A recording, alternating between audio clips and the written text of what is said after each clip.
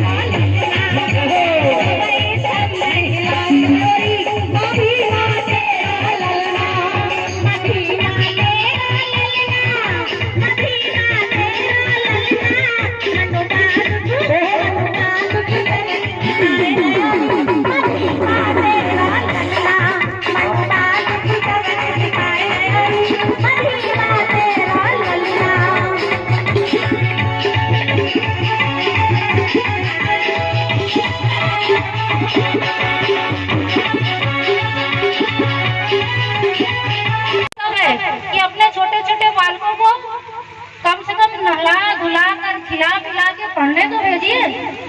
माता रमाबाई जब अपने पति को विदेश पढ़ने के लिए भेजी थी, उपले कंडे जिसको कहते हैं गोबर के कंडे पाटती थी, उससे जो इनकम होती थी वो उसको पढ़ने के लिए भेजती थी। इतना त्याग करती थी।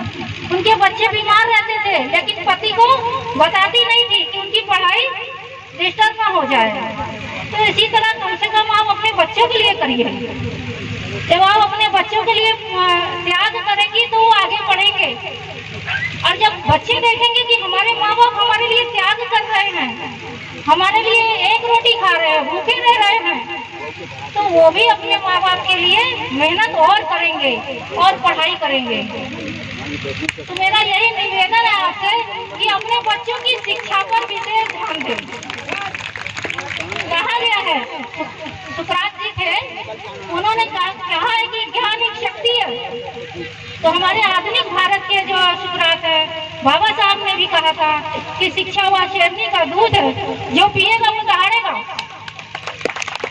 आज हमारे माँ बाप ने हमको शिक्षा दी, जिसके कारण आज हम प्रधानाचार्य हैं।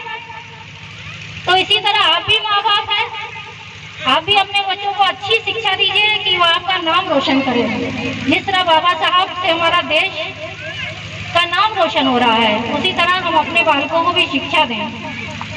आपको मालूम होना चाहिए कि बाबा साहब ने महान आंदोलन किया था।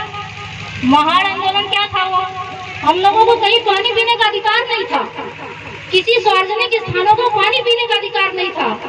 तो ये देन किसकी है कि हम कहीं भी किसी भी कुएं से, किसी भी नल से कहीं भी पानी पी सकते हैं, कहीं भी सार्वजनिक स्थान पर जा सकते हैं। ये हमें बाबा साहब ने ही दिलवाया है, डॉक्टर भीमराव अम्बेडकर ने दिलवाया है। और ये महिलाओं के लिए, महिलाओं के सशक्तिकरण के लिए बहुत बड़ा कार्य है। मनुस्मृति का दहन किया उन्होंने। मनुस्मृति जो ये बताता है कि मानव मानव में भेद है, छुआछूत का आरंभ हुआ। जैसा कि अभी बहन नीतू बता रही थी कि कान में शीशा पिघला कर डाल दिया जाएगा, कि जो वेद का ग्रहण करेगा उसको कान में शीशा पिघला कर डाल दिया गया था। लेकिन मैंने वेद का ग्रहण किया, मैंने संस्कृत से एमए किया और मैंने वेद का भी ग्रहण किया कि देखे उन्होंने जो शीशा डाला डालता है कान में। तो ये सब तो बहुत पहले की बातें हैं। तो इस तरह हम लोगों को बाबा साहब की देन है कि आप आज हम लोग स्वतंत्र है, सामान्य रूप से है, पुरुषों के बराबर हैं। बाबा साहब ने हिंदू कोड बिल लागू करने का प्रयास किया था, जिसमें ये कहा गया था महिलाओं को पहले क्या है अत्याचार इतने होते थे, कई कई पत्नियां घर में रखी जाती थी, केवल घरों के लिए रखी जाती थी उनको। बाबा साहब ने ये अधिकार उसमें दिया था कि एक ही पत्नी हो सकती है, अगर तलाक होगा तो उनको गुजारा भत्ता मिलेगा, अगर पति छोड़ दिया और वो मायके आ गई तो पिता की संपत्ति पे भी अधिकार मिलेगा। लेकिन कुछ लोगों को ये अच्छा नहीं लगा और वो बिल पास नहीं होने दिया गया सदन में। उसके बाद बाबा साहब बहुत दुखी थे और कानून मंत्री पद से इस्तीफा दे दिया उन्होंने। तो हम कह रहे हैं कि हम पूरा समाज बाबा साहब के ऋणी है, और ऋणी इसलिए कि उन्होंने बहुत मेहनत करके पढ़ाई की और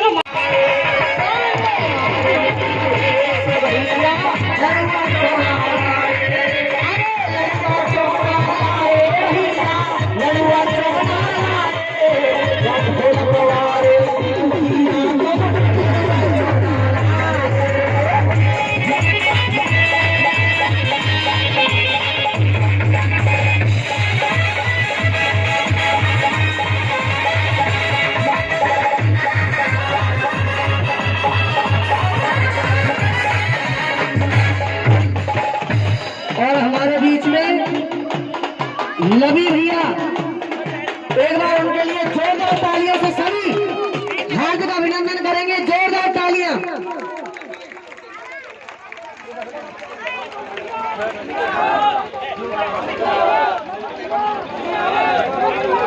माला लगियो भैया, माला माला जिंदाबाद। अतिथियों के तरफ बोले, चारों तरफ बोले,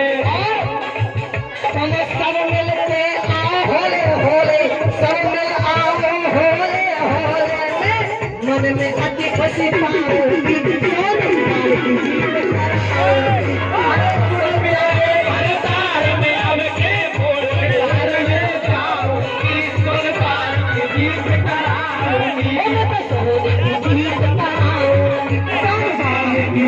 कराओ,